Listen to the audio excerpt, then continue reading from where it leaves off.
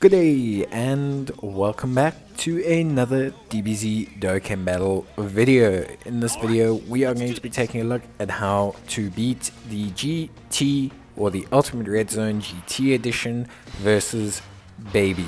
So, guys, I had to re-record my footage. I basically had everything, did the voiceover, did all of the prep work, the editing, the background, the voice, volume adjustments, everything, and yep, accidentally deleted it. So here I am re-recording it. I'm using pretty much the same team. All I've done is I've switched in the int Jason Berta, who I actually got recently on one of the ticket summon banners, and I've switched them in for the physical cooler. I wanted to see how they did. Obviously they complete the whole GT team, but I'd only ever seen them at 55%. Now I will be doing a review video on them as a unit, because I do want to review how well they do.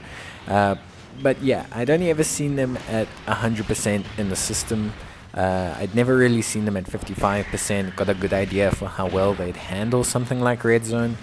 So I really wanted to use them, and they did pretty well. They do take quite a bit of damage at the end, especially after, especially when their defense isn't at its peak. But yeah, they do a pretty good job. Their evasion does come into handy quite a bit. Obviously, they give a lot of support to the rotation as well. So yeah.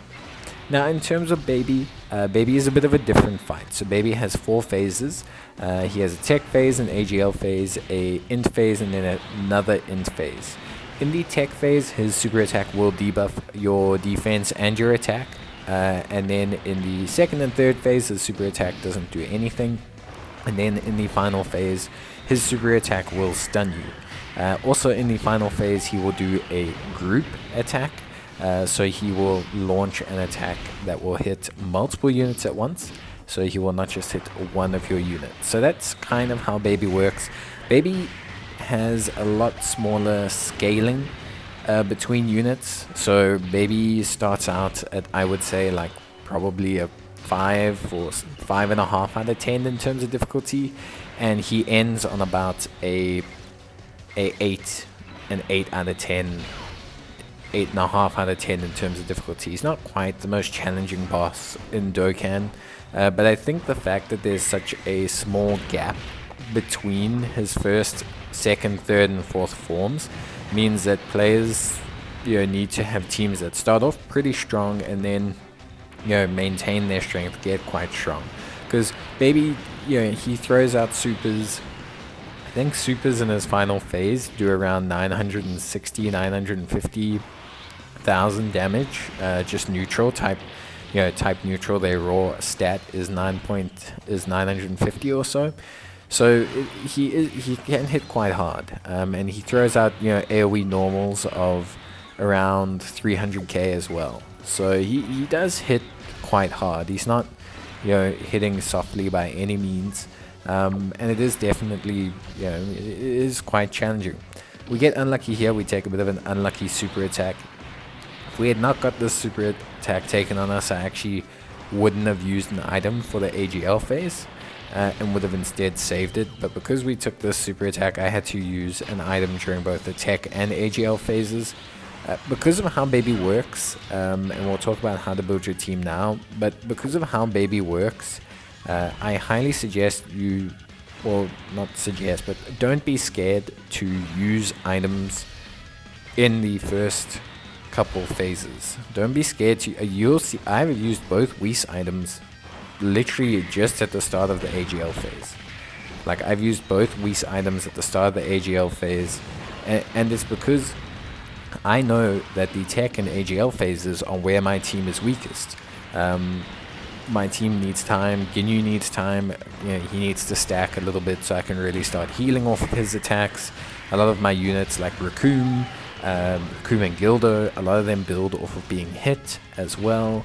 Then you've got units like the Jason Berta. They need a couple super attacks and attacks to really build up their defense as well.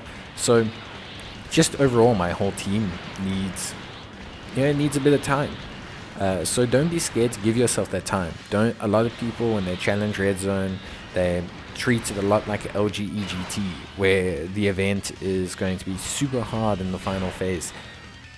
Guarantee each phase. The more phases you guarantee, the more turns you stay out and you stay in decent health, the chances of you taking a huge amount of damage is very unlikely. Because you will stack defenses, you will build up defense, you will do more damage, you will take another turn with higher health.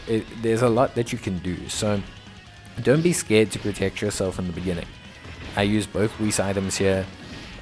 Literally, I'm not even halfway through the AGL phase, and I've used both Whis items and my support memories. But I know that after these items proc, after I get through this phase, my team's going to have a lot of heals, it's going to have a lot of power to it, it's going to have higher defense, it's going to be built up, there's going to be a lot less risk of me dying. And also I have the GNU heals in reserve, but yes, for the most part, you need to be willing to give yourself the time. You won't beat some of these red zone stages if you are only saving items for the very last turn to secure victory. You need to be willing to use items to secure your strength and position. Now, with that being said, in terms of team build, obviously I'm using the GNU Force here. Now, like I said, I switched in Jason Berta over what previously was the final form Easy Kula. So previously Kula was the other unit in that final slot. I've decided to try Jason Berta, mainly because I feel like I want to try something a little bit different. I wanted, well, firstly to see how they do, like I said, comparatively, but it is also, I just wanted to see how good they are. Like, I wanted to see if they could handle it in red zone 55%. You know, Raccoon and Gilda are a very different story. Mechanically, they just work out a lot better defensively. The way they function, the way they position, their defense gets higher, they have guard, it makes them very strong. Jace and Berta are much different. They provide a huge amount of support, which is great, but they also they rely a lot on their evasion. That evasion will eventually fall off in certain events, so it's interesting to see how well they do here. But yes, overall it is something that's quite interesting. So yeah, in terms of like baby, like I was saying, you want to build your team so it's prioritized towards the third and fourth phases, because that's int. So he's int for a large portion of the fight, over half of the fight if you consider in health totals and things like that. So the more physical characters you have on your team, the better time you're going to have at the end of the fight, at the tail end of the fight. That's why I say it's more than fine to use items in the beginning. If you're bringing an int heavy or a physical heavy team, so let's say you're building like a hybrid Sans. You've got double tech Gohan leads. You've got physical future Gohan. You've got physical kid, Trunks. You've got physical future Trunks, the LR. You've got all these, like physical based units. It's better to use items, let them build up their raw defenses, let them build up their damage reductions, let them build up their like full kits. And you're going to have a lot better time, like just in general. You're just going to have a way better time taking on this final phase. Because you can see, like, so Raccoon and Gilda treat them like they're a physical unit. They took 100k damage there, they had around 300k defense. So you can see that makes a huge difference. When you're only taking 100k on supers from units in the red zone, you can easily recover that with some of your high defense units. Remember, your units are going to have 200, 300, some of them 400k defense. You can recover that health back with orbs.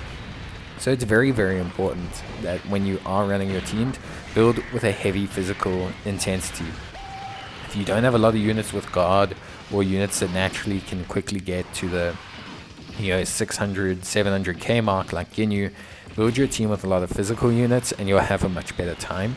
You'll need to use items like I did to get through the first couple phases, but then your physical units will slowly start to take over.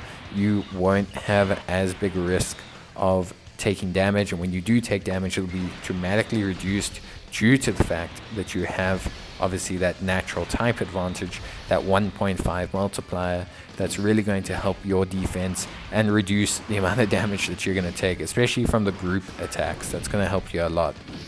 So yeah, that's kind of the main, at least 2 points I would say. So the first 2 most important points I would say are,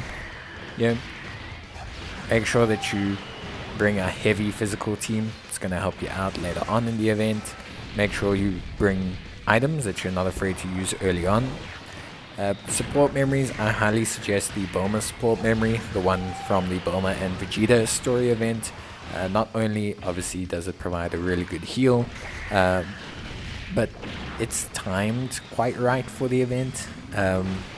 It's from the 4th turn, which is usually where you kind of want the heal, because your units are neither really stacked up, nor do you want to expend any transitional heals like Strength Vegeta or things like that. So yeah, generally speaking, I would highly suggest utilizing something along those lines. I think generally speaking you'll end up with a pretty good time, and you'll end up with pretty decent run if you follow those 3 rules. So heavy physical team, support items that you're not afraid to use early on, and a healing support memory, and you'll have a bit of a good time. Generally healing support memories are good for red zone. Obviously any support memory is good, especially ones that give you health back, but using these support memories over like a siblings bond one, which only does 18%, is just a bit better. And generally I find you can utilize the full heal most times by the 4th turn. Even with super strong teams, generally speaking, 1 unit always catches a super attack that's a bit astray, and it'll still do damage even from Tech Baby or AGL Baby. I mean, you can see here, I'm taking 200k on supers still. Like, it's a lot of damage, and Ginyu is sitting at 500k defense. He's not sitting at a small amount of defense. He's sitting at around 500k, and that's, I mean, it's a decent amount. So yeah, I highly suggest that you do these things.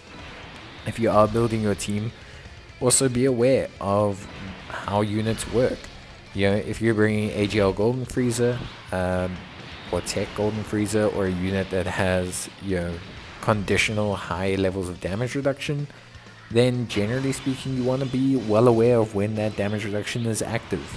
Understand that you need to have 40% health entering the turn for AGL Golden Frieza's health reduction to activate. If you have less than 40% health, he's going to instantly wipe your run. Understand that with Tech Golden Frieza, even his 80% damage reduction is actually not enough to prevent him from taking decent damage from Baby. He won't get you killed, but he will actually take, honestly, around 250k defense damage. Even him with 80% damage reduction, because of how high Baby hits and because of how much that would be amplified, you'd be looking at a 1.4 million attack stat on a type disadvantage. So 1.4 million less 80% still brings you to around 300k, and Frieza's defense would be maybe 60k. So you're sitting at like 240k damage, which is pretty nuts. And I know I just did a lot of little maths there, but that's roughly how it would work. So it's very intense. It is very, very, very intense. So it is a lot. It is a lot that you would take. So I do always suggest, guys, that you just benefit. I would always suggest that you are aware of these things. You need to understand exactly how your team works and how best it works. Obviously here we can see group attack 57k. That's after they've fired the super attack once, which is a lot of damage. If they get hit by this super attack, our run would be over. Fortunately they get the evasion, which is obviously very, very good. But you can see here that after super attack, Jason Berta are taking 58k. It's a lot of damage for them to take. Now that being said, Cooler was taking 40k with 2 dupes, but that was before super attacking. Obviously he'd fully built up his attack stacks by then, but it's more just to point out that Units can take a lot of damage here. Even physical units with 200k defense, they can take a lot of damage. These units here are hitting, 300 and something thousand damage normals. It's a very, very heavy stage. So we use both of our Ginyus.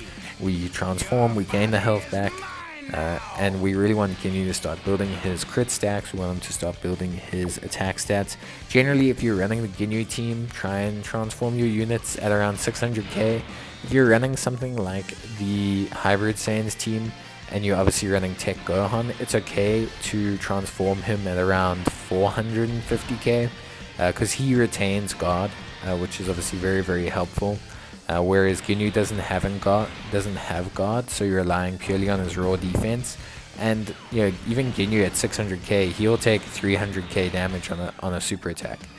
So you rely largely on him building his additional stacks and him getting his evasions off, rather than his raw defense blocking the full damage payload. Generally speaking, it's better to trade off for his damage than to trade off, hoping he continues to stack. You could, but I believe at 600k you're fine, because once he starts also gaining these additional stacks from his passive, remember he gains an additional 50% from his first 5 attacks, so definitely can do a pretty good job. Otherwise, yeah, it is difficult, it is a tough event, a lot of people are going to struggle with it. Just be smart with your units, prioritize placing units where you can. You see here we have the benefit of seeing where super attacks are going. So AGL Golden Frieza being able to be placed there and only taking 16k is a pretty solid job. Remember, this is a unit reducing damage by 90%, and he had the defense boost and support from Ginyu, the physical one.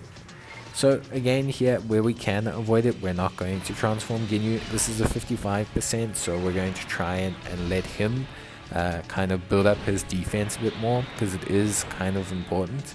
You can see we're taking singles, which is good. There's a big risk that we get supered on Ginyu and we'll lose a large portion of health, but we do have his heal. Now the goal on this turn is to not take big damage on Ginyu, because then it will be a whole nother turn before we can utilize the heal, and that's kind of a bad thing. So we do want to avoid that where possible. Fortunately, everything goes to plan, but it is something important for you to be aware of when you are doing these kind of missions. Team build is highly important, but also where you place the units is also incredibly important. But yeah, so that is, well, not is, because we haven't finished them just yet.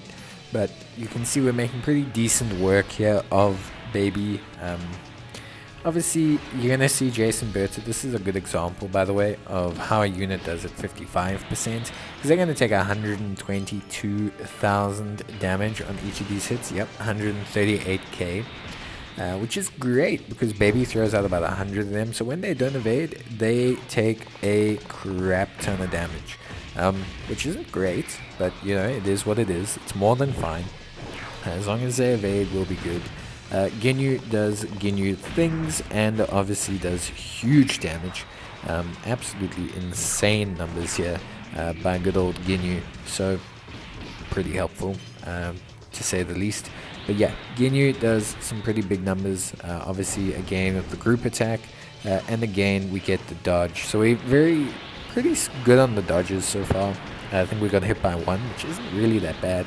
Ginyu is going to raise their attack and defense, but it doesn't matter because we don't even get there. So yeah, that's Baby for the second time. Really, really fun. He's actually not that bad. I'm going to be doing a couple videos, I think, after all these initial clears, kind of showcasing which teams I think can take on which stages, and doing like a little preview of each one, and just basically showing it off a little bit, I think. But yeah, that's pretty much it from me, guys. I hope you enjoyed the video. I do apologize about it being out a little bit later, but I had to refilm everything. So yeah, but thank you so much for watching. I hope you enjoyed the video. If you did, leave a like, or leave a comment if you need any help or guidance on Red Zone or anything in the game, really.